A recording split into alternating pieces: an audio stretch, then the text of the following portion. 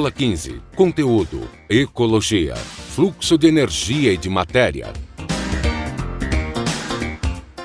Habilidade: compreender a importância dos ciclos bioquímicos ou do fluxo energia para a vida, ou da ação de agentes ou fenômenos que podem causar alterações nesses processos. Bom dia! Bom dia, gente! E aí, bom dia, Luciana, bom dia! Tudo como bem estamos? com você? Vamos bater na mesa aí que vai começar a aula de biologia. Aula de biologia, gente, que bom! Hoje nós iremos falar de um conteúdo muito legal, que é ecologia. Mas antes, professor, vamos agradecer a nossa plateia. Hoje nós temos plateia, gente. Olha como é bom ter plateia. Os meninos aqui, olha... Mostra neles, nossos alunos surdos que fazem vários movimentos. Aqui está bem... Está muito legal hoje o nosso estúdio, certo? Aí eles, Aê, olha aí, levanta, mostra isso. isso. Vocês estão aparecendo para todo o estado do Amazonas, todos os estudantes, eles também vão fazer Enem, junto com vocês, se preparando. Estão aqui no estúdio, vocês aí nas outras salas de aulas, nos vários municípios do nosso imenso estado, né, Luciana? Com certeza. E o assunto de hoje, Luciana, como vai ser? O assunto de hoje é ecologia, tá? Vamos falar de ecologia, vamos falar de ciclos biogeoquímicos, matéria, fluxo de energia. Então a aula hoje está muito legal, vocês vão gostar. E esse conteúdo, se você for olhar, é um dos conteúdos que mais está caindo no aulão do Enem, ou nas provas do Enem, perdão. Certo? Olha aí, estou empolgada. Nós somos no aulão do Enem, mas vai cair nas provas do Enem. E no aulão também tem, né, professor? Tem. Então, olha só, gente, muito obrigada por você que está aí, dia de sábado, tentando estudar, Nessa querendo semana com a do vontade. estudante, né? Semana do estudante, parabéns, estudante. Isso. Também dia dos pais, E parabéns amanhã, a todos dia os dos pais. pais, a todos os estudantes que são pais, né? Então, vamos começar que hoje tem muita coisa.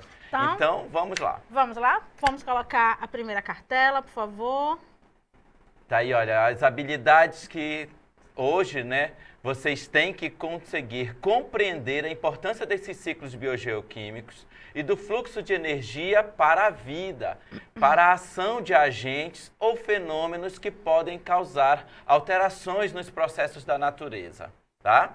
Então, essa vai ser o que, ao final da nossa aula, tem que ter em mente o quanto esses ciclos biogeoquímicos fazem parte do nosso dia a dia. Tudo bem?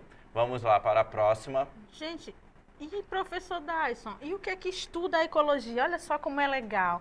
A ecologia, ela vai estudar as relações existentes entre os seres vivos e o ambiente. Veja na cartela como está. Tem eu tenho vários balãozinhos aí. E olha só o que a ecologia estuda. Olha as relações. Seres vivos e o ambiente. Isso. Nós falamos às vezes de meio ambiente. O ambiente não é só um meio ambiente, é um ambiente em que os seres vivos estão inseridos. Todos os seres vivos estão inseridos. Volta a cartela, por favor. Então, olha só, gente, e vocês acham que os seres vivos, eles influenciam no ambiente? Influencia, professor? E o ambiente nos seres vivos? Sim. Os seres vivos, É eles... um conjunto de relações. Olha a quantidade de setas que tem aí, né, Justamente. Luciana? Esses seres vivos, eles influenciam no ambiente só pelo fato de existirem. Porque nós produzimos dejetos, né, nos movimentamos, gastamos energia. Então, tudo isso os seres vivos estão influenciando no ambiente. E o ambiente, ele vai influenciar nos seres vivos? Lógico que sim, positivamente e negativamente. Não é isso, professor? Isso. Com o aumento da temperatura. O que é que gera o aumento da temperatura, gente? Hein? Poluição, né? Causada pelo homem, desmatamento. E aí vai influenciar, o meio ambiente, ele influencia nos seres vivos. Quando aumenta as temperaturas, o que é que acontece? Nas cidades, justamente, a quantidade de construções. Aumenta muito. E quando aumenta, influencia muito com o quê? Com doenças, essas doenças respiratórias. Então, uma série de coisas que vão influenciar, tá? E as relações existentes entre os seres vivos e o ambiente gera um conjunto de relações existentes entre eles, que são os componentes bióticos, que possuem vida, não é? E os abióticos, que não possuem. Os abióticos, luz, água, umidade, temperatura pH, que gera todo o clima, né? Tem todo que vai influenciar diretamente no clima. E nisso tudo está a ecologia, né? Com que é a relação que é a coluna do meio que nós estamos vendo aí. Coluna do meio. Só que as relações existentes. Com certeza. Aí você chega ali e diz assim, professor Dyson, e os componentes bióticos? Nós temos todos os seres vivos, eles vivem em algum lugar, né? Onde? No hábitat. O que é o hábitat? É onde um ser vivo mora. É chamado de hábitat. Ou seja, vamos dizer, se eu pego a onça pintada, qual é o hábitat da onça pintada? Floresta, né, amazônica, e a Mata Atlântica. Esse é o hábitat, onde você vai encontrar a onça pintada, né? E o habitat é o local onde vive o quê? Uma espécie, né, professor? Uma espécie. Gente, e o que é uma espécie? O que é uma espécie? Certo? Uma espécie são indivíduos morfologicamente semelhantes que são capazes de se cruzar, professor, e produzir descendentes férteis. Isso é o conceito de espécie. Isso está na próxima tela. Né? Nós somos a espécie humana. Não é isso? Nós somos, porque nós somos capazes de ter cruzamento e gerar descendentes férteis. Normal. Aí eu tenho assim, conjunto, e se eu tivesse... Pode voltar a cartela anterior, por favor? Não tá. Se eu tiver assim, se eu disser, e indivíduos, e o que é uma população? Indivíduos da mesma espécie que ocupam a mesma área. Gera uma população. E o que é uma comunidade? Aí eu vou para a comunidade. Você veja que eu vou aumentando, certo? São indivíduos de espécies diferentes que ocupam o mesmo local, certo? Aí se eu for dizer assim, gente, professor, me dê exemplos de população. População humana do Japim. População, né, professor Dyson? Sim.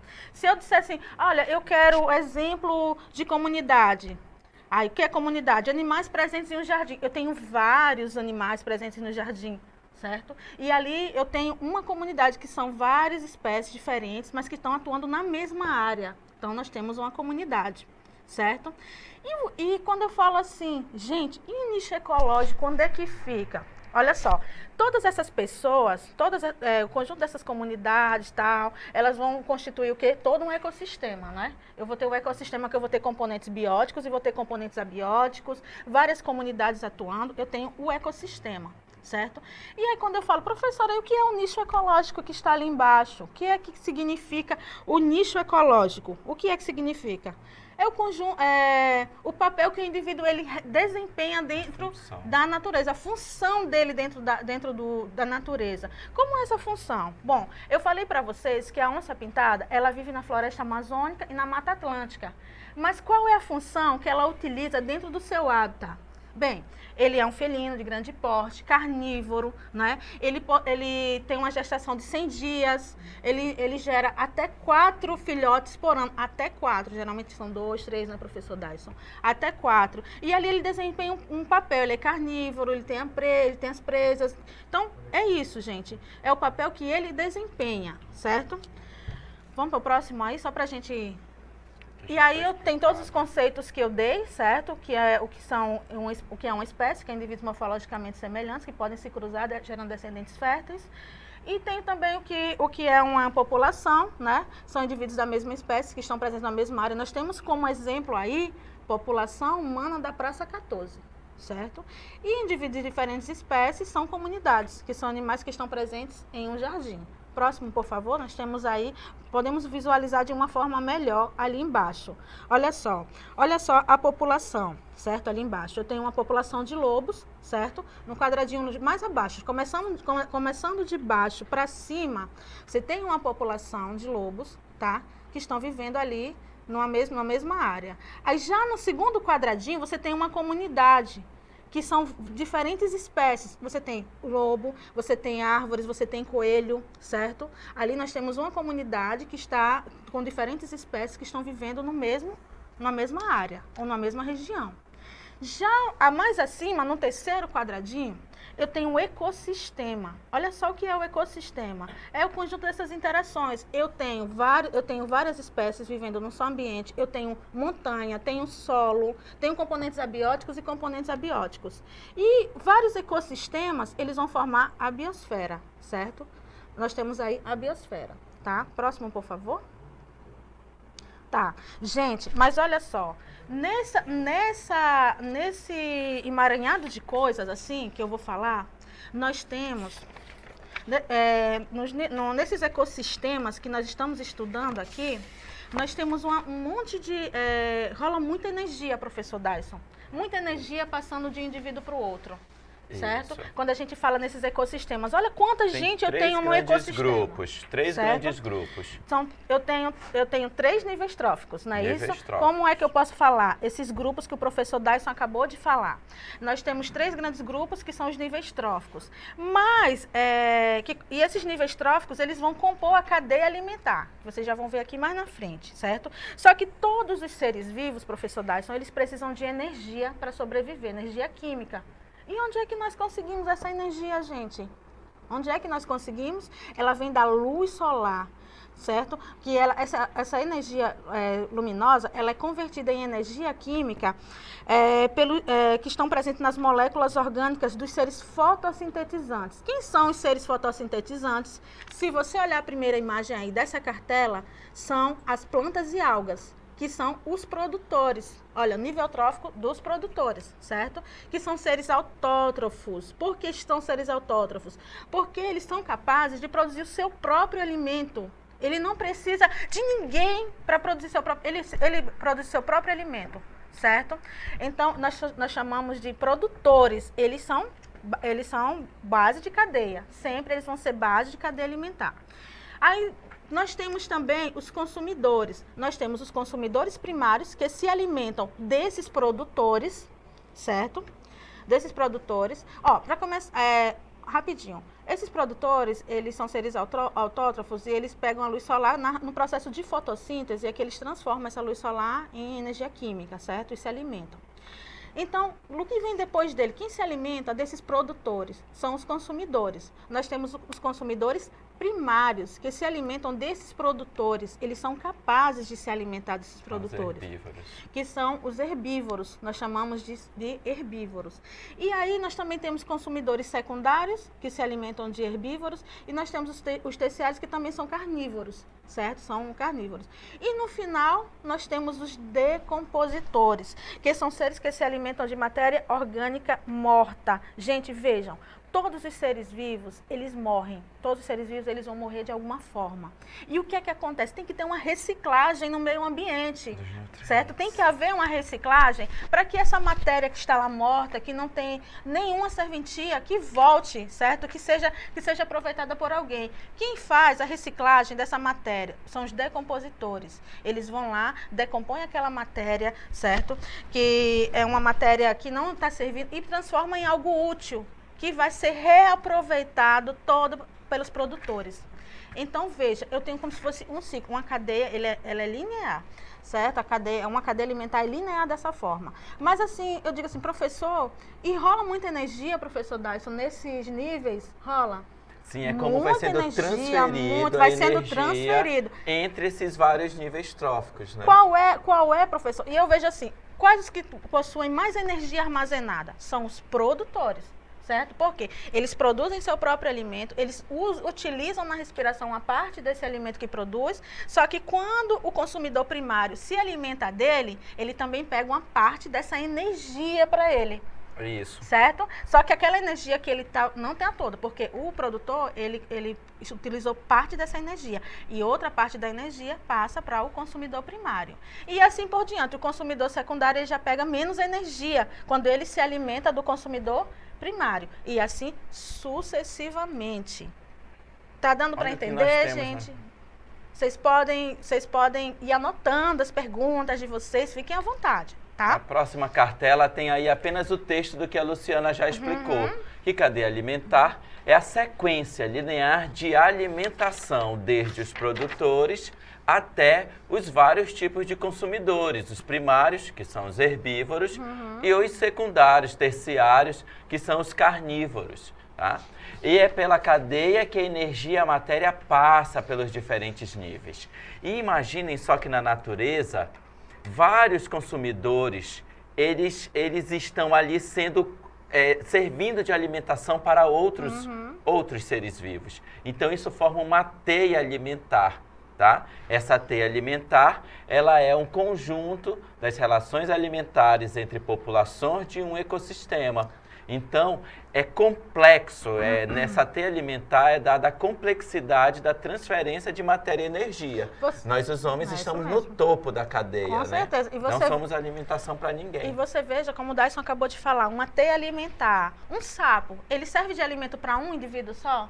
Ele serve de alimento para vários répteis, várias espécies, entendeu? E os répteis também, por conseguinte, também vão servir de alimento para muitos outros animais que estão acima dele com relação à cadeia alimentar. Uma fruta serve de alimento para vários tipos de animais. É como essa seta também formar-se um complexo, um emaranhado de relações. Vamos ver a próxima cartela da cadeia? Olha só, olha a cadeia. A cadeia alimentar, como já falou, ela é uma sequência linear.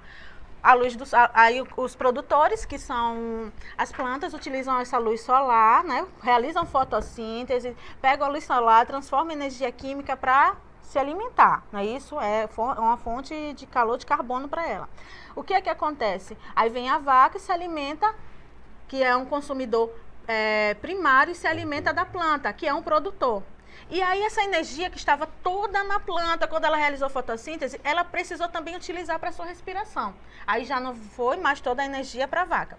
Aí a vaca, ela pode ou morrer de forma natural, ou pode ser predada, né, por algum felino, né, E aí, ou então, se ela morre, o que é que acontece? Tem a decomposição, aquela matéria orgânica que está morta, que não serve para nada.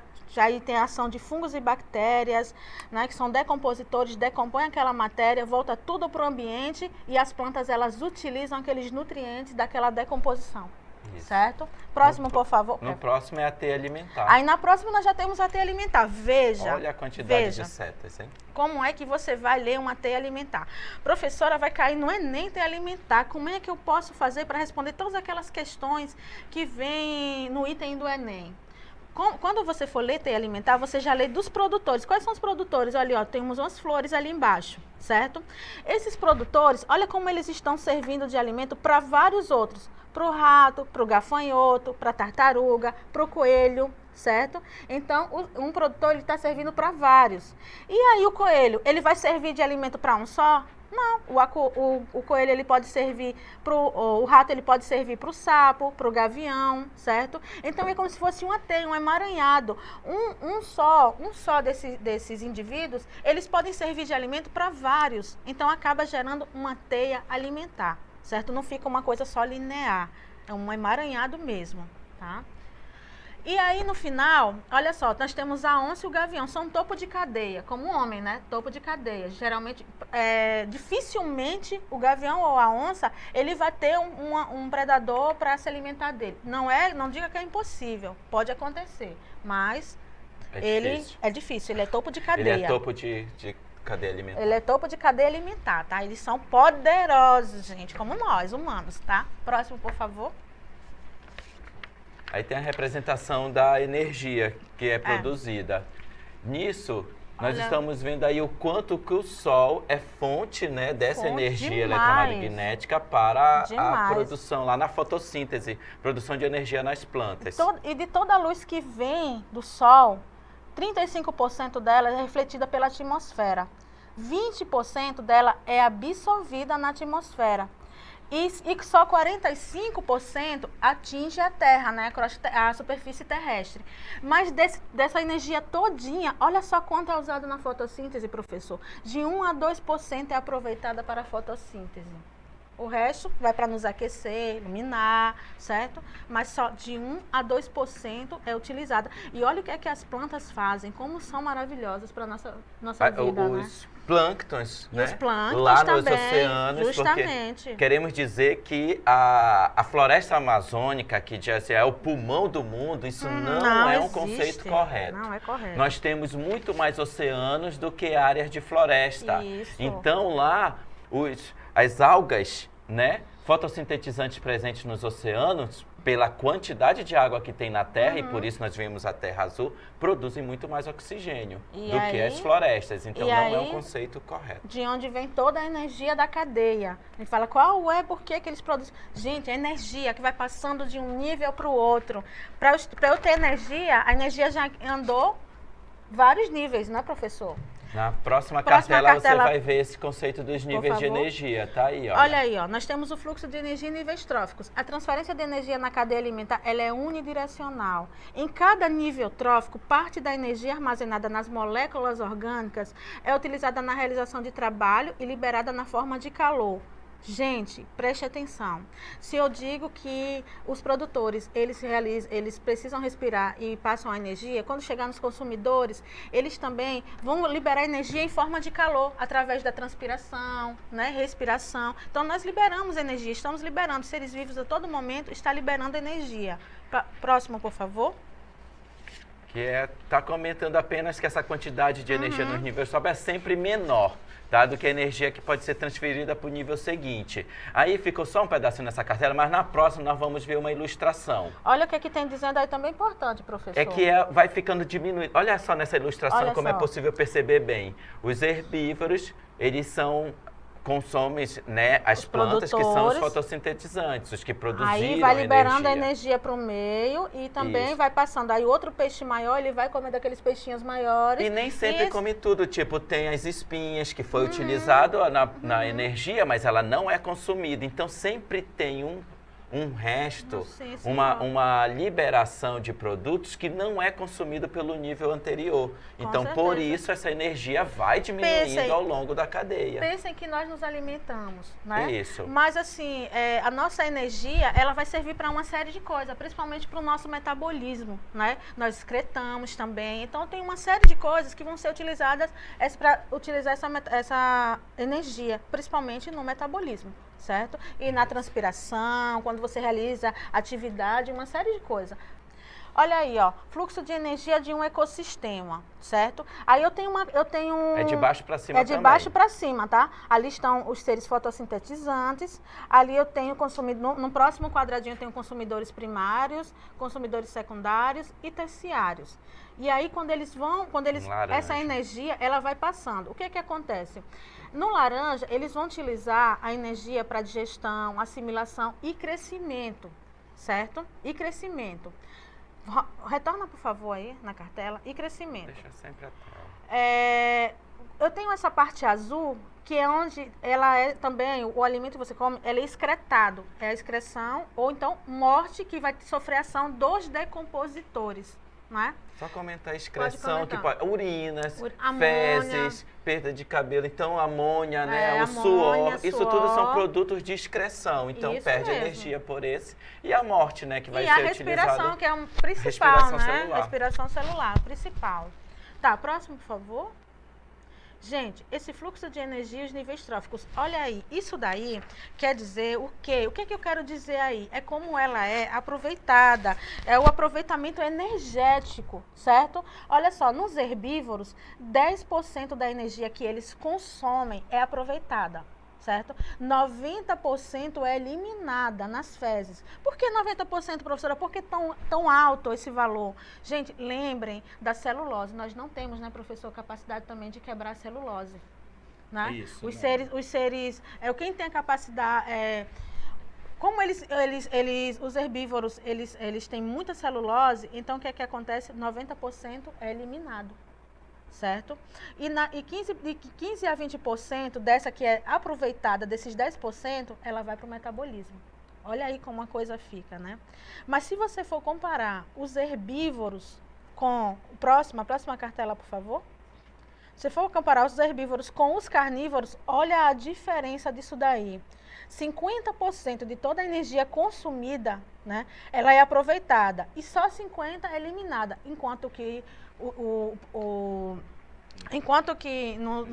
nos herbívoros 90% era eliminada, aí só 50% é eliminada nas fezes e 15 a 20% vai para o metabolismo. Olha a diferença, certo?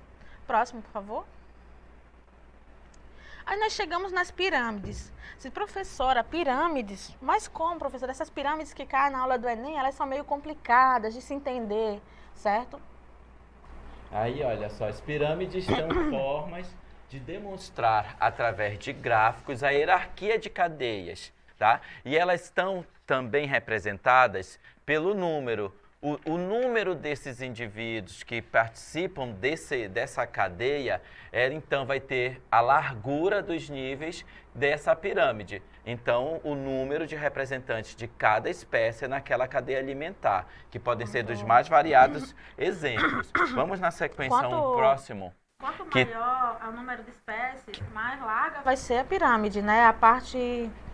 Ainda tem mais uma explicação para nós vermos a ilustração. A forma típica de uma pirâmide tem a base mais larga e o ápice mais estreito. Então, isso significa que os produtores da cadeia alimentar da espécie são pequenas, mas em maior número, né? E os herbívoros e os predadores, embora grandes, mas eles são em menor número.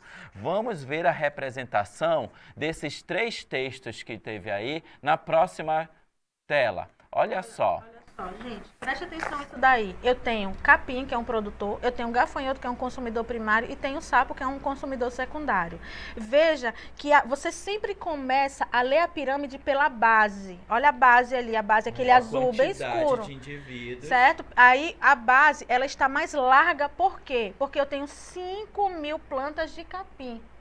Certo? 5.000 plantas de capim vão ser necessários para alimentar 700 gafanhotos, e 700 gafanhotos, eles vão ser necessários para alimentar 30 sapos, certo? Então, veja, à medida que o número vai diminuindo, ela vai diminuindo a largura também, certo? Então, você sempre vai começar a ler a pirâmide por onde? Pela base, certo? Pela base. Próximo, por favor. Aí, olha, em uma cadeia alimentar em que os produtores são grandes, tipo uma árvore, por exemplo, e os herbívoros são relativamente pequenos, lagarta, como nós temos exemplo, a pirâmide pode assumir outra forma. Gente, a pirâmide, como o professor Dyson acabou de falar, ela pode assumir diversas formas conforme a quantidade de indivíduos que ela está representando, certo? Próximo, por favor. Vai ver o exemplo agora. Olha aí, ó, eu só tenho uma árvore, olha como... diminuiu a largura, né? Tá bem mais estreito. É porque no exemplo anterior, os produtores, eles eram pequenos, então precisava de uma quantidade maior. E aí, os consumidores eram maiores. Nesse caso, o produtor, ele é maior. Então, a estrutura da pirâmide também foi diferente. Os consumidores são em tamanhos menores. E uma árvore só, ela é necessário para alimentar 700 lagartos, certo? E 700 lagartos, ele alimenta tranquilamente 20 pássaros. Veja, 700 está mais largo, porque a maior quantidade são maiores. Aí os pássaros estão em menor quantidade, que são maiores que os lagartos, certo? Mas a quantidade também é menor, tá? Olha, só para respirar um pouco, né, Luciana? Como é interessante estudar esses assuntos da ecologia, né? São detalhes. Nós achamos que um animal entrar em extinção não vai fazer nenhuma diferença, ele simplesmente está sendo retirado dessa pirâmide alimentar. E o que o outro animal que se alimentava dele vai consumir o quê? Aí vai também diminuir a quantidade desse outro animal, quando nos processos de alteração da natureza, corta pra gente aqui no estúdio agora. Vamos conversar um pouco sobre isso. É o que nós estamos falando de alteração da natureza, de desmatamento, de poluição de águas, não é? Esse é um assunto do dia a dia. Acontece no seu município? Acontece no seu bairro? Aqui no estúdio, acontece no bairro de cada um? Essa alteração, nós achamos que morrer, que uma caça indiscriminada de um animal não vai fazer diferença nenhuma. É nesse assunto que nós, biólogos, estudando, olha, venham fazer biologia, né? Estudar biologia, ser biólogos com a gente, para poder compreender esses assuntos que acontecem nos nossos municípios. E por isso aparecem pessoas no Fantástico, no Globo Repórter, dizendo, não matem esses animais, preservem, protejam esses animais, não é? Porque através de um desse que está em extinção, ele também pode diminuir a quantidade de outro, também levando também à extinção. Se o outro não se adaptar, né, professor Dyson, então vai gerar uma série de conflitos ali no meio então, onde ele está. Na pirâmide. E principalmente alterar totalmente essa pirâmide. Que é o assunto da próxima cartela agora, que você vai ver. Olha só. É a biomassa. O nosso corpo é biomassa. Todas as estruturas de uma planta, caule, folhas, frutos, são biomassas. Então, o que é biomassa? Né? Pode falar. corresponde à matéria orgânica de cada nível trófico. Sua pirâmide é igual à de energia, já que a energia está na biomassa, né? Então, assim, quanto maior a biomassa, maior a energia. É uma questão de lógica, né? Com certeza. E a energia, professor, olha lá. A energia, ela corresponde à energia contida na biomassa em cada nível trófico, que foi o que acabamos de falar aqui durante toda a aula, para que vocês entendam essa parte desse fluxo de energia, essa energia que vai de um nível para outro, de um ser vivo para outro, certo? Assim, cada parte da pirâmide terá indicada a energia de um nível trófico. Veja o exemplo a seguir. Próxima cartela, por favor. Olha só essa pirâmide. Olha, a energia maior, ela está na base, não é? Olha só, o que é a base? O que é que está na base, professor? Os produtores. Isso. Maior energia, 14.900 quilocalorias. Quando essa energia ela vai passando para um consumidor primário, ela já passa menos energia. Herbívoros. Né? Olha lá, que são os herbívoros, já passa de 14.000, caiu para 1.190 quilocalorias. Cai bastante. E quando passa para o consumidor secundário, aí é que cai bastante também, não é isso? Passa de 1.190 quilocalorias para 8,3 quilocalorias. Só para demonstrar o quanto vai diminuindo essa energia, porque tem produtos de excreta, porque tem também restos, né? Não são consumidos todos os produtos. Tem transpiração, né, do corpo, que todos os seres vivos eles transpiram. Então, isso, tem aí tudo tem isso essa que vai pirâmide. Perdendo, tá? Próximo, por favor. Aí nós vamos ter dois conceitos que estão em duas cartelas a seguir. Agora, o primeiro é de produtividade. Esse daí de produtividade, vocês prestem atenção. É como se fosse... Isso você pode também utilizar a matemática, né, professor? Para essa parte aí. Aí o professor de biologia pode ser interdisciplinar com o componente de matemática.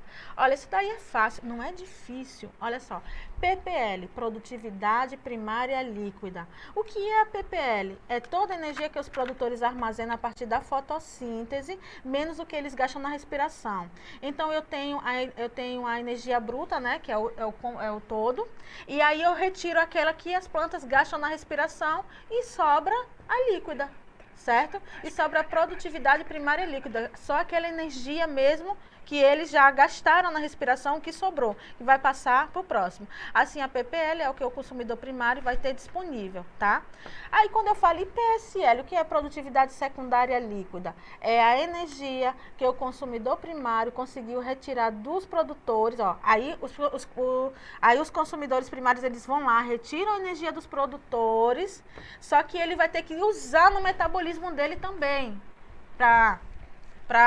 vai ter que usar no metabolismo dele. Aí ele pega essa energia, menos a energia todinha que foi gasta no metabolismo, aí dá a produtividade secundária líquida. Sendo assim, o que está disponível para os consumidores secundários. Próximo, por favor, vocês vão ter ali um esquema também de uma pirâmide falando sobre isso. Próximo.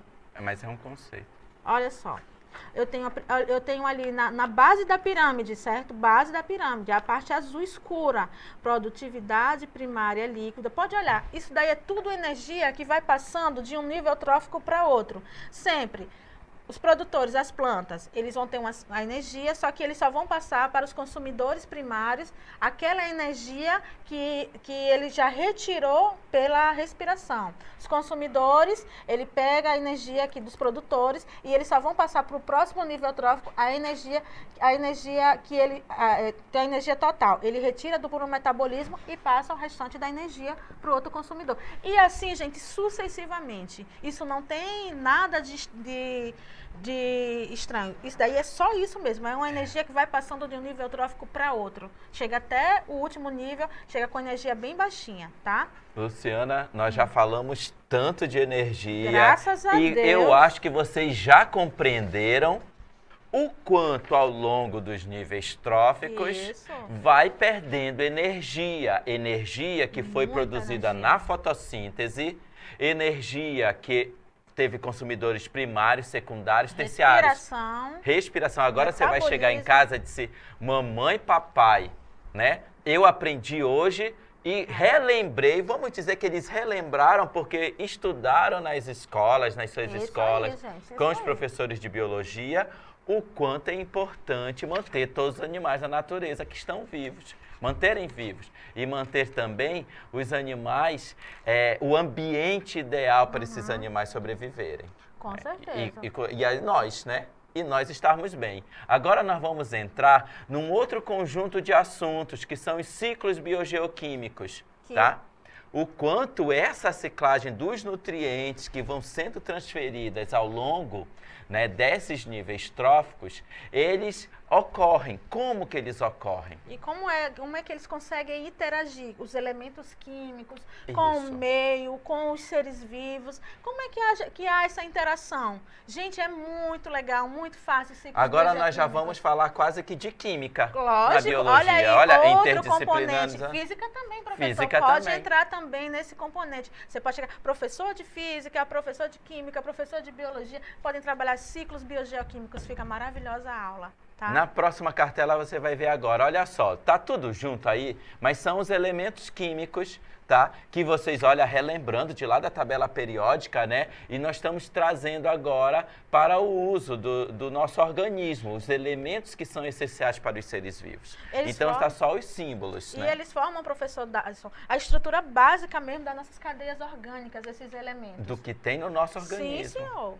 Os construtores, o C de carbono, aí tem oxigênio, hidrogênio e nitrogênio. Todos esses fazem parte dos construtores dos elementos essenciais dos seres vivos. Participam dos processos metabólicos. Principais, vitais. E são importantes para a nossa Isso sobrevivência. Aí. Tem os macronutrientes, aqueles que se precisa em grande quantidade, né? Aí tem sódio, magnésio, fósforo, né? O cloro, potássio, cálcio. Todos esses. Olha, sabia, professora Luciana, que o impulso nervoso é uma bomba de sódio e potássio? Desses elementos macronutrientes. Bomba de sódio, potássio. Bomba de sódio e potássio. Espero que vocês tenham visto isso. Lembrem desses assuntos que estudaram na escola, lá no impulso nervoso. E os micronutrientes, tem flúor, tem o silício, né? Tem o cromo, manganês, o ferro, o cobalto, o cobre, vários. E como será que esses elementos circulam na natureza? Como será, Luciana? Vamos ver um pouquinho de como esses elementos circulam na natureza no próxima cartela? Olha aí, só, a complexidade. Você pensa não que é se uma assuste, coisa... não. Vamos deixar eles um minuto olhando essa cartela aí? Percebam a quantidade de setas para cima e para baixo. Percebam as que estão em vermelho, as que estão em azul. E o que a ilustração está mostrando? Um minuto, diretor, para eles olharem essa cartela. Gente, olha, é muito simples isso daí. A gente não tem tanto tempo para deixar um minuto. Como é que esses elementos eles circulam? Nós não temos, gente, esse tempo, senão nós não vamos conseguir cumprir. Mas olha, vocês já olharam aí em casa, receberam material, tá? Os vulcões, quando entram em erupções, eles jogam esses elementos, né, na atmosfera, no solo, não é isso? E quando tem erosão, professor, dá uma chuva daquelas bem fortes, assim, tempestade, aí provoca erosão do solo também. Pode deixar na cartela, Pode deixar na cartela, a cartela provoca erosão do solo, aí esses elementos que estão lá no solo, eles vão lá para os oceanos, para os lagos, para os rios. Lá nos oceanos, igual, olha, quem é aí de Rio Solimões, Rio Amazonas, né?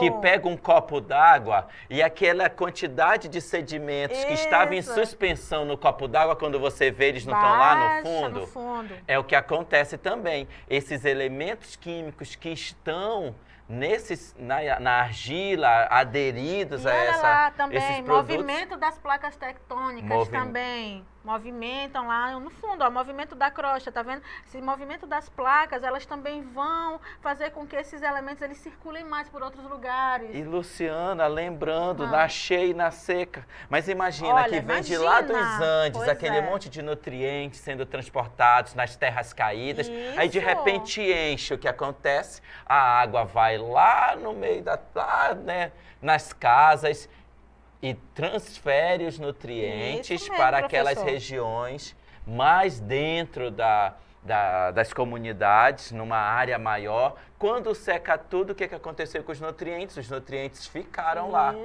Por isso que tem a fertilização constante na nossa região. Olha só que interessante, né, Luciana? Muito interessante. E fora isso, tem a evaporação, Nós só estamos falando das setas vermelhas agora, né?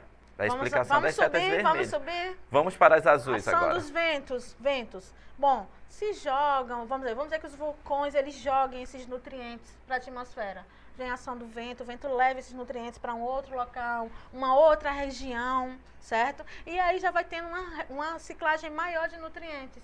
Não é? Tem a transpiração, tem a precipitação também, as chuvas. Tem a absorção, né, por meio das plantas, Então, no processo de respiração. Os ventos isso. transportam.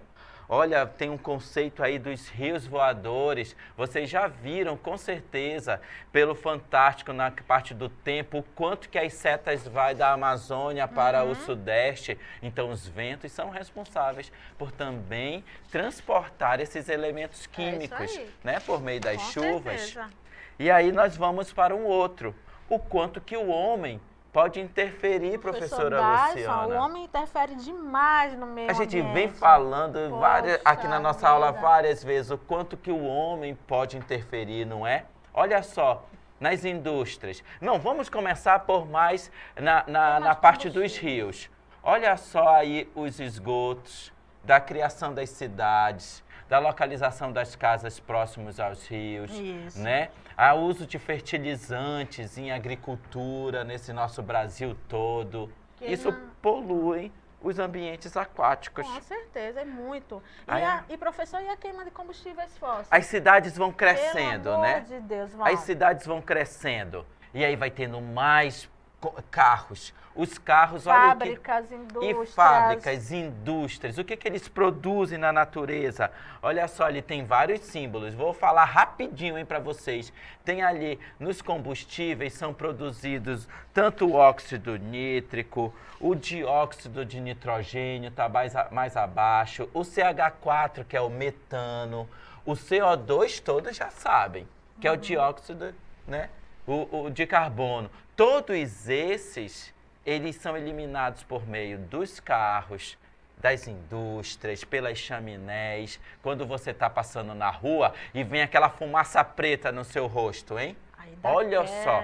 E aí tudo isso em regiões muito industrializadas produzem chuva ácida, né? Com ácido sulfúrico. Estufa, que nós iremos falar daqui a pouco. E o ácido nítrico. E aí, na próxima cartela... olha o que é que acontece com esses ciclos. É uma mudança, como nós explicamos agora, uma troca de elementos químicos que ocorre entre os seres vivos e o ambiente, tá? E todos os elementos químicos naturais apresentam um movimento na natureza. Nós não estamos percebendo, professora, mas eles acontecem, olha, nós já explicamos, dos herbívoros para dos produtores para os herbívoros, para os carnívoros, e morrem. Isso é um ciclo. E no terceiro, tais ciclos envolvem etapas físicas e químicas alternadas, né? Vamos compreender agora um pouco num já vídeo. Viu o carbono? Sabe a Então, importância do carbono? no nosso organismo, na natureza? O carbono, ele simplesmente é uma substância orgânica que é formada por cadeia carbônica, certo? Toda substância é formada por cadeia carbônica. Desculpa, gente. Toda substância. E o carbono, qual a importância dele? Vamos ver agora. Vamos ver um vídeo, professor? Um vídeo bem explicativo, bem legal. Olha Vocês vão só. gostar de ver esse vídeo e da importância do carbono na natureza, tá?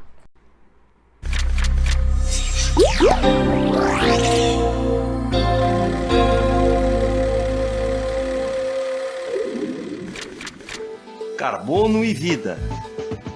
Você já deve ter ouvido falar que nós somos feitos daquilo que comemos. A prova disso é que desde a hora que nascemos até a idade adulta, a nossa massa cresce cerca de 20 vezes, graças ao que comemos e bebemos. Mas e se separássemos todos os elementos da tabela periódica que fazem parte do nosso corpo? Qual seria o resultado? Aproximadamente 61% da nossa massa seria de oxigênio. Em segundo, o carbono com 19%. Depois o hidrogênio, o nitrogênio, o cálcio, entre outros elementos. Mas é do carbono que vamos falar. Ele é um dos elementos mais importantes para a estrutura dos seres vivos. Os átomos de carbono que compõem o seu corpo fizeram uma fantástica viagem até estarem assistindo essa animação agora. Para saber de onde vieram e para onde vão, vamos tirar os pés do chão e subir até o espaço sideral. O carbono na atmosfera. Vista do espaço, a Terra apresenta uma fina camada de gases que a protege, a atmosfera. A atmosfera é muito importante, pois filtra a radiação solar que atinge a Terra, deixando somente uma parte dela chegar até a superfície. O interessante é que uma parte dessa radiação é absorvida por alguns gases presentes na atmosfera. Dos principais gases atmosféricos que têm essa característica, 3 possuem o carbono em sua composição. São eles o dióxido de carbono, o metano e os clorofluorcarbonos. Esses gases absorvem parte do calor irradiado pela superfície, evitando que o calor se perca para o espaço e provocando o aumento da temperatura da atmosfera, no fenômeno que conhecemos como efeito estufa. Nos últimos 200 anos, por causa dos processos industriais, queima de combustível fóssil, queimadas e desmatamento, a humanidade jogou na atmosfera uma enorme quantidade de carbono que até então estava armazenada em reservas no subsolo e nos tecidos das plantas. Esse carbono, na forma de gases estufa, tem contribuído para o aquecimento global e consequentes alterações no clima da Terra, com grandes impactos para os ecossistemas e o próprio homem. Uma das grandes questões que tem intrigado a comunidade técnica e científica internacional é como resgatar os gases estufa que estão em excesso na atmosfera e garantir o restabelecimento do equilíbrio climático da Terra. Luciana, hein? Que vídeo legal. Vídeo legal, né? Vocês conseguiram Vocês todos aqui compreender? do estúdio perceberam? Olha, nós estamos falando com eles aqui, que eles estão nos ouvindo aqui, né? Vocês perceberam? Muito Entenderam, legal, né? plateia. Muito legal o vídeo, né? Que nós todos aí observamos das alterações na natureza e vamos na sequência agora observar esses ciclos, né? Tem o do carbono, é 1, 2, mas tem outros ciclos que nós vamos perceber agora. Vamos à próxima cartela. Pelo ciclo da água, né, professor? O Pelo ciclo da água. A água é o componente mais abundante dos seres vivos, né? Então, 75% da superfície da Terra, ela é coberta por água, certo? Só que menos de 1% da água está disponível para consumo. Olha só, professor. E qual é o seu reservatório? Oceanos, rios e lagos. Ali nós temos a distribuição, certo? Você acompanha pelas cores, né? Olha a Pelas maior cores. quantidade de água no verde claro, vai ser rápido. Aí depois vem nas calotas polares, nos polos, nas extremidades do nosso planeta Terra, na América mais ao norte, né? E ao sul, né? É a segunda quantidade mais armazenada de água. Nas águas subterrâneas, olha, pessoal, é muito perigoso também, se nós vamos falar de problemas de problemas urbanos, as águas subterrâneas, construir canos, poços artesianos. Essa poluição está chegando lá embaixo, tá? Nos lagos e rios e em menor quantidade na atmosfera. Essa é a distribuição da água no planeta. O que nós vamos ver agora num outro formato de gráfico. No Brasil. No Brasil, olha só, o quanto na região norte tem de água, professora Luciana? Devido à bacia amazônica, A né? bacia Ser amazônica. A maior bacia hidrográfica do mundo, né? 68% na região norte, aí depois tem na região centro-oeste 16%, está distribuído aí ao longo dessa legenda, tá? Em lilás na região sul, em verde na região sudeste e em menor proporção e dos vários problemas que nós observamos, que nós vimos, né, ouvimos e vimos pela TV, na região nordeste da escassez de água, né? Então, esse já é a distribuição da água na nossa região. Mas, professora Luciana, na região norte, em termos de muita água, isso significa que nós devemos gastar água? De jeito nenhum, de forma Não. alguma, gente. Nem em pensamento. A água é um bem muito precioso. Uma vez que você gasta, ela não vai voltar, não vai ter outra para repor. A poluição está tão Poluição. grande que ela está deixando de ser sustentável. Com certeza. Não está mais se conseguindo ter água A limpa, né? poluição está acabando. Isso. Certo? E o homem Vamos- está tendo que recorrer a técnicas para limpeza. Olha o assunto né? da Vamos próxima lá? cartela, que é o que nós estamos falando de poluição. Olha aí, os refugos domésticos, os industriais, os agrícolas, né? A quantidade de matéria orgânica, detergentes, pessoal, nossos queridos alunos, a quantidade de detergentes que se usa nas esponjas, naquela esponja amarela. Diminuam, pelo amor né? de Deus. E que de repente você quer ver a espuma produzida e mas não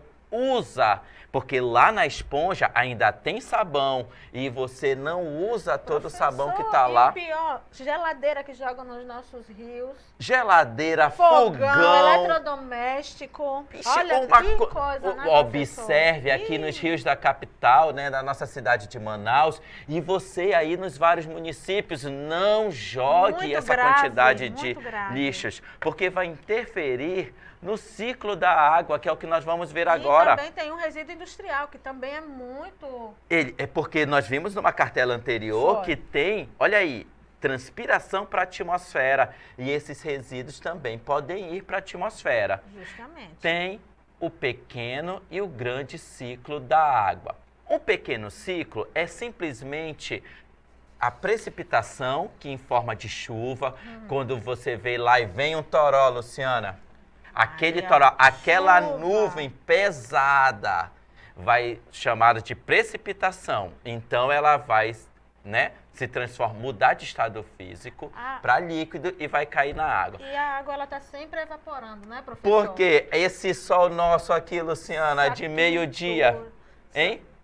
E aí, o que Esse calor imenso faz com que evapore muito mais água do que o normal. Toda a no água vai ambiente. evaporar. Certo. E aí ela volta no formato gasoso, mudou de estado físico e vai compor as nuvens lá em cima. Esse é o pequeno ciclo. O grande ciclo é quando o vento transporta. E aí ele vai se condensar e vai formar chuva, vai se localizar, agrupar, né, nos rios e vai ter transporte desses rios e mares, vai para a atmosfera, vai para as montanhas. E aí, isso é o grande ciclo da água. Nós já falamos que a evaporação não acontece só água dos rios e lagos. Temos também a transpiração, né? Transpiração das plantas, folhas de plantas. Nós também transpiramos, os seres vivos. Então, tudo isso evapora. Isso. E um problema, vamos falar de problema de novo, hein? Desmatamento. Muito sério, interfere muito grave. nesse processo de ciclo da água. E muito. Tá? Vamos agora para um outro ciclo, Carbono. de um outro que é o do carbono. Olha só, o carbono, ele está presente nas nossas estruturas orgânicas. Eles compõem as nossas células, né? Eles compõem a atmosfera, eles participam, eles são eliminados para o meio no nosso processo de respiração. Quem ainda não ouviu que na nossa... Inspira, vai, Luciana. Corta pra gente aqui no estúdio. Inspira agora. Respira, solta pela boca. Então, Liberei? nós estamos liberando carbono. Liberei? Liberamos carbono. Saiu, volta pra tela de novo. E aí, ó, na fotossíntese, ele vai absorver o carbono para poder formar lá as plantas, né? Produzir nas plantas. Aí vamos os combustíveis fósseis e também a ação do efeito do homem. Olha só, Olha o ciclo. de entender de setas todos já Fácil, sabem, Luciana. Nós não vamos nem explicar muito. Vocês já entenderam teia alimentar, já entenderam cadeia alimentar e agora nós estamos apresentando o ciclo do carbono. O carbono compõe todas essas estruturas, então estão presentes na água, nos níveis tróficos do ambiente aquático e no ambiente terrestre também e na indústria, nos carros que também liberam carbono para a atmosfera. E agora tem o efeito estufa, Luciana, essa quantidade de carbono que está na atmosfera. Olha na próxima tela um outro termo. Muito comentado no dia a dia, o efeito estufa. A liberação exagerada de carbono. Na próxima Principalmente... cartela, o efeito estufa. Olha só, esse carbono todo vai interferir na atmosfera. E essa atmosfera vai se formar ali uma camada que vai evitar. Vamos ver o texto dessa ilustração aí. Ele vai evitar o transporte, né, dissipação de temperatura. E o que vai acontecer? Vai aumentar essa temperatura. Olha aí, a Terra absorve a radiação solar, emitindo parte desta, né, radiação para o espaço sob a forma de calor. E alguns gases como o dióxido de carbono ou metano, impedem que essa energia se escape. E aí, o aumento de temperatura, como eu disse, forma um bloqueio na nossa Terra, né, no planeta. Forma um bloqueio. Isso é o que dá aquela sensação térmica, né? É horrível. De muito Aumenta as calor. temperaturas, 39 graus, com a sensação térmica de 42. Olha só, a graus. Terra... Vamos já para a próxima cartela. O que vai acontecer nos ecossistemas? Vai atingir as várias espécies vegetais e animais. Porque se aumenta a temperatura e um animal está acostumado com temperaturas mais frias, ele não vai aguentar aquela quantidade de calor. Pessoas podem morrer. Aparecimento de doenças em virtude dessa elevada temperatura, né? Principalmente doenças respiratórias. A nossa própria, né, o inseto da dengue que adora calor, ele se prolifera maior em ambientes mais quentes. E alterações climáticas poderão afetar negativamente a produção agrícola. Ainda tem mais consequências. Isso tudo a gente tem ouvido no nosso dia a dia. Quem viu a abertura das Olimpíadas, a abertura foi um exemplo muito legal. Aquela animação do derretimento das geleiras e as cidades sendo inundadas. E tem uma cidade brasileira que eles mostraram como exemplo. O próprio exemplo. Rio de Janeiro, né? E várias Lagos, cidades no mundo. Amsterdã. Que acontece esse serão inundadas pelo aumento do nível dos mares dessas cidades litorâneas. Isso são as várias consequências do efeito estufa. Nós com certeza já ouvimos falar. E o próximo, outro problema, chuvas ácidas, Luciana. Nós não temos muito na nossa região, né? Mas há cidades em que tem problemas de chuvas, de tanta poluição na atmosfera, cidades muito industrializadas, em que essa quantidade de óxidos sulfúricos, de enxofre e os nítricos também, que são compostos por nitrogênios, olha só, escapamentos de carros, de chaminés de indústrias, vão para a atmosfera. E aí, o que vai acontecer? Na hora do pequeno ciclo ou do grande ciclo, vai se cair, né? Se precipitar no formato de gotas contaminadas. Essas gotas contaminadas, elas vão poluir tanto os ambientes onde moram pessoas, quanto o solo, envenenando vários animais, fazendo com que essas mortes de florestas ocorram. Nos lagos e rios. Isso é um problema muito sério, né, Luciana? E ainda tem um outro problema bem mais sério, gente. Com isso que vai acarretar com essa chuva ácida, com essa queima de carbono exageradamente. Tem também a camada de ozônio, professor. Já ouviu falar? É um assunto antigo, né? Mas que você com certeza já ouviu falar. O assunto é antigo, mas o problema continua sendo recente. A gente vem falando de camada de ozônio, de buraco da camada de ozônio já há muito tempo. Olha o que acontece, né? Vamos ler. O ozônio é composto por 3 átomos e é chamado de O3. É o O3, 3 átomos de oxigênio, né? Lembra lá de química, olha a química. Ele não é muito estável e pode se quebrar em O2, que é o nosso oxigênio, facilmente. Então, há muito ozônio nas camadas altas da atmosfera. Esse ozônio, ele possui o tamanho e formato exato para absorver a energia do Sol. Essa camada nos protege contra os raios ultravioletas. Vamos falar de uma coisa do dia a dia que está relacionada com o ozônio, que é o uso do protetor solar. Vocês usam protetor solar? Muito importante. Sabe por quê?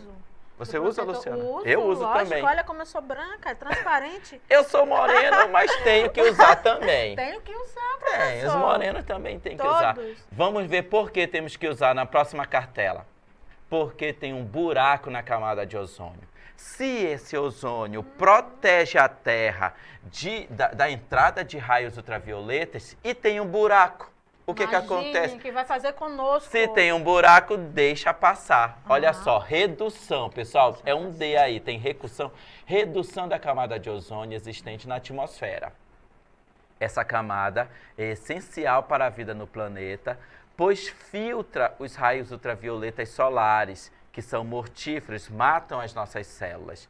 Desde 1965 e 85, os cientistas mediram que está acontecendo uma redução nas camadas de ozônio. Qual é o horário, Luciana, que nós temos que usar protetor solar? Qual é o horário? Primeiro aí vocês nas salas de aula. De 10 horas... Ah, eu já falei, Luciana. A Luciana disse, eu quero a resposta, eu já entreguei. Não pode entregar. Isso é feio. De 10 horas da manhã, embora a gente queira usar antes, até as 15 horas, 16 horas da tarde. Mas se insiste ficar pegando aquele bronzeamento na praia, ele faz um mal com aquela na maquinha. laje, Vocês nem quer sabem. ficar vermelho. Bom, assim, com esses vários assuntos relacionados aos fluxos, né, de nutrientes, dos níveis tróficos, os ciclos biogeoquímicos, volta para nós aqui no estúdio. Nós estamos aí. Ainda tem o nitrogênio, Luciana? Achei que já estava terminando. Nós temos o último ciclo, que é muito importante, professor, que nós iremos passar aqui, que é o ciclo do nitrogênio. Isso foi para fechar o anterior da camada de ozônio. Olha esse ciclo como ele é importante, certo? Ciclo do nitrogênio. Nós temos... Bota aí, por favor. Nós temos, o nitrogênio, ele está lá na atmosfera, certo? Por isso que nós chamamos aí logo nitrogênio atmosférico. Professor, você sabia que nós temos, assim, micro-organismos que são fixadores de nitrogênio? Quer um exemplo daqui da região? Sabe as leguminosas, aquelas raízes de leguminosas, de feijão calpi? Não tem umas bolinhas nas raízes dela? Tem, Aquelas Luciana. bolinhas ali, elas têm dentro dela bactérias. Sabe como é o nome da bactéria? Risóbio, professor. Risóbio, hein? E tem bactérias também no solo, as pseudomonas. Isso. No nitrogênio na atmosfera, ele está em torno de 78%. Vamos acompanhar aí... São fixadoras de nitrogênio, A não é seta, isso? olha só, o número 1, ele está na atmosfera, e aí os decompositores, esses de lá do solo que você está falando, vai incorporar no solo. Tá atrás do nosso intérprete aí, tem o número 2, que vai transformar em amônia. Isso é porque o nosso nitrogênio está lá na atmosfera e precisam desses micro-organismos para Eu vou pedir um minutinho para o intérprete sair, na caixinha do intérprete da tela apagar, para aparecer o número 2. Tá na frente do número 2. Aí, ó, o número 1, ó. O número 1 desceu para a amônia, agora pode voltar. Para poder chegar no número 2 e ir para os vegetais, ele já pode voltar para frente da tela. Por quê? Isso, pronto, ele voltou. Então, vendo o número 1, ele vai entrar, vai ser transformado em amônia e depois ele vai sair para o número 2, olha, a sequência para o número 2 para os vegetais. Ó, isso é uma primeira rota, tá? Para poder ser absorvido pelas plantas. Ele tem que fixar o nitrogênio para poder transformar em amônia, que é a amônia, Ele vai ser utilizado na nutrição, tanto dos vegetais quanto dos animais, em proteínas animais. E aí eles vão excretar, as fezes, a urina, o suor. Então, no processo de excreção, vai se transformar em ureia e ácido úrico, que também vai ser utilizado pelos decompositores. Lá, os cadáveres, de novo, né? Quando morrem, né, eles também vão vai voltar esse nitrogênio para a atmosfera.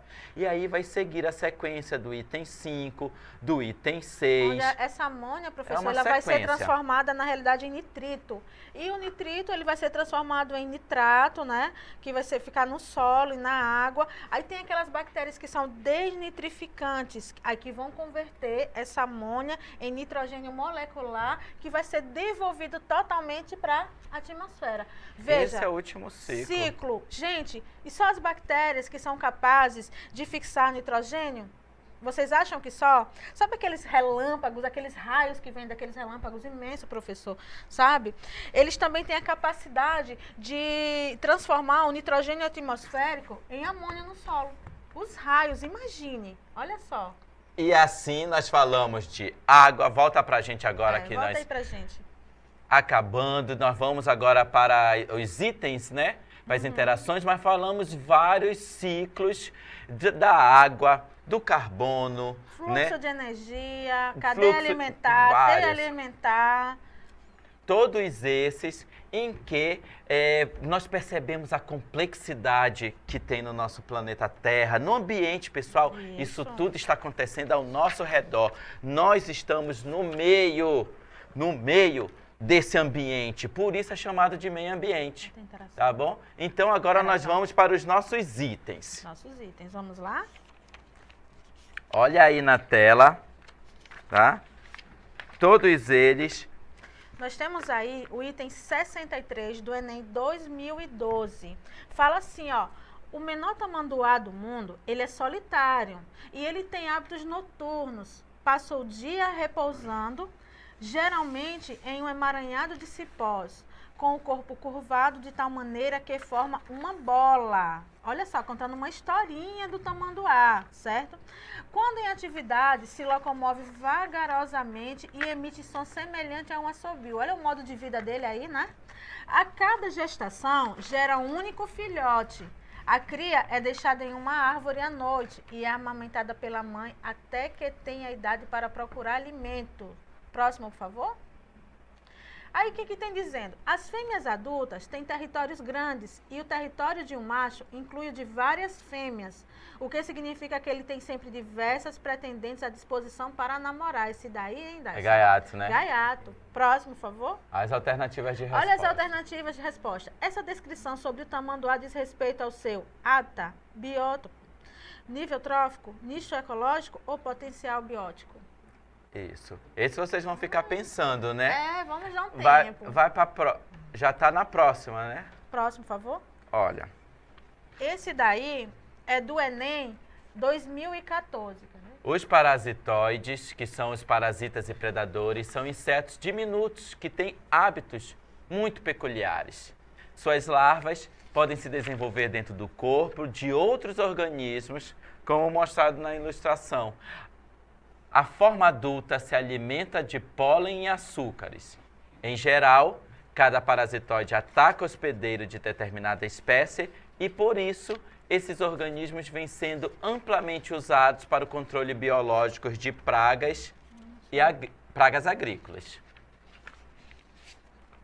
Aí está toda a ilustração, olha, do ciclo de vida de um inseto, tá? Nível A, fase adulta, né?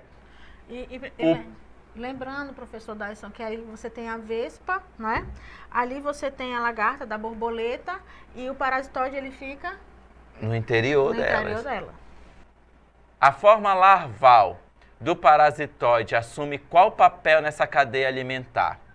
Consumidor primário, pois ataca diretamente uma espécie herbívora. Consumidor secundário, pois se alimenta diretamente dos tecidos de lagarta. Os organismos heterótrofos de primeira ordem, pois se alimentam de pólen na fase adulta. Organismos heterótrofos de segunda ordem, pois apresenta o maior nível energético na cadeia.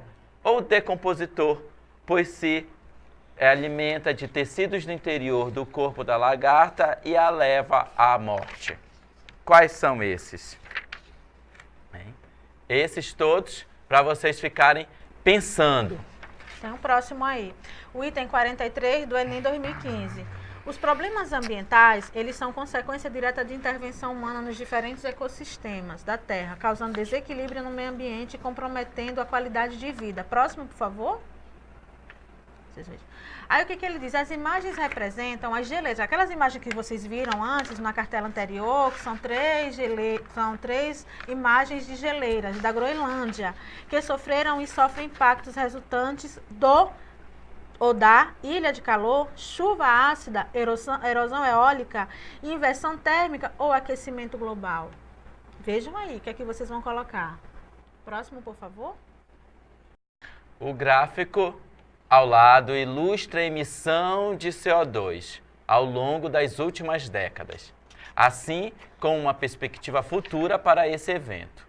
Segundo o Global Carbon Project está em inglês, agora cadê o Valber?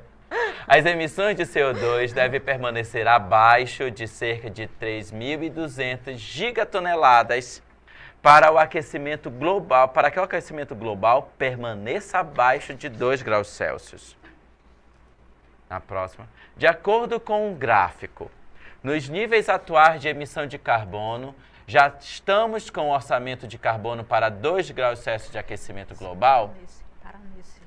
Apesar do crescente aumento dos níveis de emissão de CO2, jamais ultrapassaremos a cota máxima de 3.200 gigatoneladas, uma vez que a floresta amazônica é capaz de remover diariamente 10.000 gigatoneladas desse mesmo gás da nossa atmosfera. O próximo. Nos níveis atuais de emissão de carbono, vamos explodir no nosso orçamento de carbono para 2 graus Celsius de aquecimento global em 20 a 30 anos. Embora as emissões de carbono ter dobrado nos últimos 10 anos, a humanidade ainda possui mais de 100 anos sem se preocupar com superaquecimento se seguir este mesmo ritmo de produção de CO2, ou nos níveis atuais de emissão de carbono, vamos explodir no nosso orçamento de carbono para 2 graus Celsius de aquecimento global em 10 anos. Fiquem pensando um pouquinho as respostas que nós já voltamos na interação. Voltamos já, tá?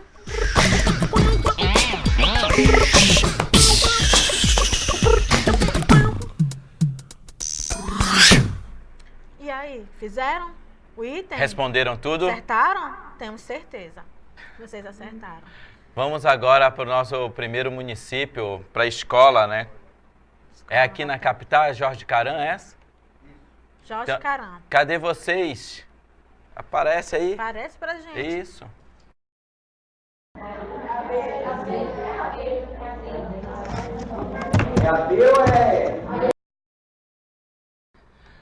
Poxa, a gente não está conseguindo, Luciana. Infelizmente, queremos conversar com os meninos aí. Não estamos conseguindo. Está difícil. Então, olha, muito obrigado a todos os municípios do interior que estão tentando falar conosco, interagir, mas infelizmente a gente não está conseguindo sinal com vocês. Nós vamos fazer o acompanhamento do primeiro item. Vamos voltar lá ao primeiro item que está falando do tamanduá, tá? Então vamos lá, que aí Olha só esse item. Tá falando o quê? Do papel que o... Do tamanduá para a tela. Ainda tá a gente aparecendo? No item. Por favor. Isso, esse item do tamanduá, que foi comentado, né, sobre o papel do tamanduá no ambiente. Dele, o que é que ele desempenha. Vamos... O que é isso, gente? O que é isso? Vamos lá. Vamos à resposta. Qual é a resposta aí, olha? Próximo. Isso, é o nicho ecológico. Que é o papel que cada indivíduo desempenha na natureza. Na natureza. Nicho qual é a ecológico, função que ele desempenha na natureza? Essa é a resposta e parabéns para todos que acertaram. Agora vamos para o outro item dos parasitoides, que quem vai responder aqui do estúdio. Olha, nós não vamos ler tudo. Tem esse item dos parasitoides. Passa a próxima cartela, que é o gráfico, a figura. Está apresentado toda a figura. E agora vamos aqui para o nosso estúdio, que é a nossa aluna... André Vital. André Vital. Tem vários, Silvio, né? Brasileiro e Manuel Severiano. Isso. Frei Silvio. Vão responder pra gente, Olha qual é a resposta desse item. Olha só, ela respondeu por símbolos. Todos vocês têm que aprender a interpretar. Linguagem de sinais. Olha aí a resposta na tela. Vamos ver se ela acertou. Acertou! Parabéns! Todos, olha aqui, todos do estúdio é assim que eles batem palma. Vocês aprendam aí também como é que é a linguagem de sinais com esses nossos estudantes. É a letra B. Tem aí, consumidor secundário.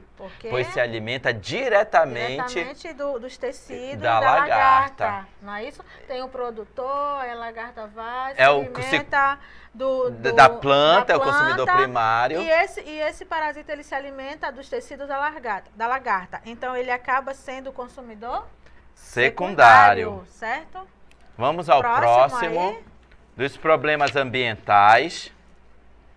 E aí tem comentando todos os problemas ambientais, tem uma ilustração ao longo dos vários anos. Olha o que tem acontecido com as geleiras, né? E nós falamos do descongelamento, né? Isso. O que é que fazia? O mar, ele invade as cidades. Então, Invade. Vamos ver na sequência. Está apresentando todos os itens. Olha a resposta. Aquecimento global. Essa nós explicamos muito bem. Você viu na abertura das Olimpíadas, né? O aquecimento global, o efeito estufa. Provoca o degelo, né? E aí... inundação. Aumenta o nível do mar, invade as cidades e aí... Essas cidades estão sendo inundadas. Muito bem. Parabéns a todos que acertaram. E vamos para a última. Hoje foram 4, né, Luciana? 4, e o nosso tempo corrido também. Olha, apresentado um gráfico, todo o que acontece, né, ao longo do aumento do consumo de carbono. Olha só o ano de 2010, dos anos, né, dos 10 anos aí que estão sendo apresentados na tela, não é? Vamos ver quais as nossas, na sequência. Todas as alternativas que estão sendo apresentadas. Qual é a correta? Qual é a correta que vocês marcaram aí? Todos esses. Tem aparecendo uma que está marcando? Não. Na anterior, é essa da letra C. Sim. O que é que diz aí, ó? Nos níveis atuais de emissão de carbono, vamos explodir o nosso orçamento de carbono para 2 graus Celsius de aquecimento global em 20 e 30 anos. Volta o gráfico, por favor, para a gente ver se é realmente esse aí. Olha lá, aí. Quantos anos nós temos para que o carbono ele vai chegar no seu limite total? 20 a 30 anos, se você for seguir o gráfico ali. Isso, é o que está representado. Olha, isso é importante saber interpretar. O gráfico, olha, lá embaixo do gráfico está sendo apresentado, né, uma projeção ao longo de vários anos, né? Então a projeção é para mais de 20 ou 30 anos, né, Luciana? Com certeza. E não tem muito tempo não é para isso acontecer. Pode voltar para a gente aqui no estúdio. Nós queremos agradecer. Vamos, né, Luciana?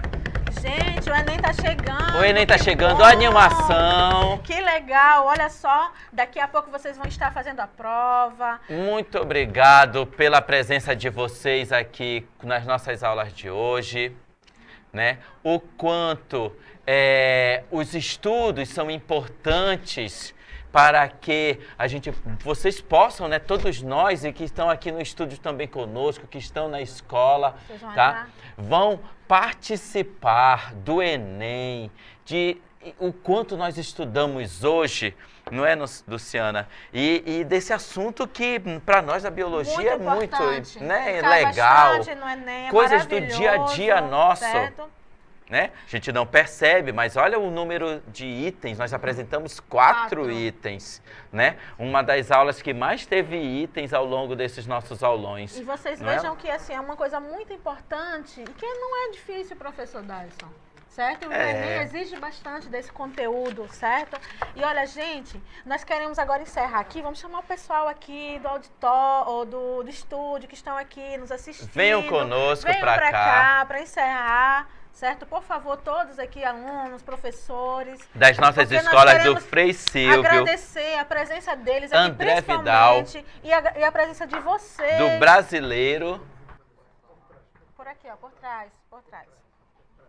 Nós queremos também agradecer a presença de vocês que estão aí até essa hora, nos assistindo, pegando essa aula para tentar transmiti-la.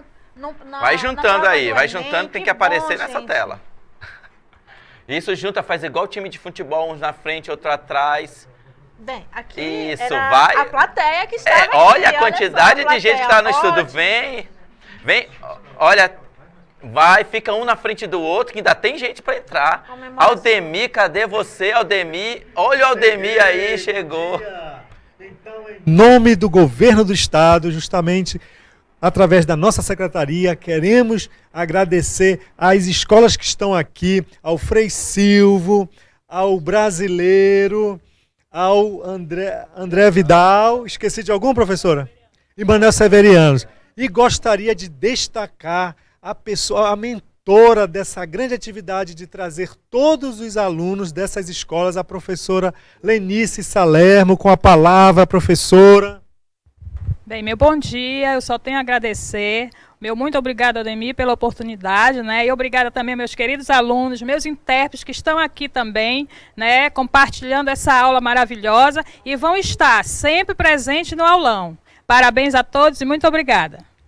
E você querendo participar, o nosso estúdio está aberto para você. Entre em contato e venha participar diretamente do Centro de Mídias do Estado do Amazonas para todo o planeta nessas manhãs de sábados. O nosso muito obrigado e até sábado com o aulão de Física e Geografia.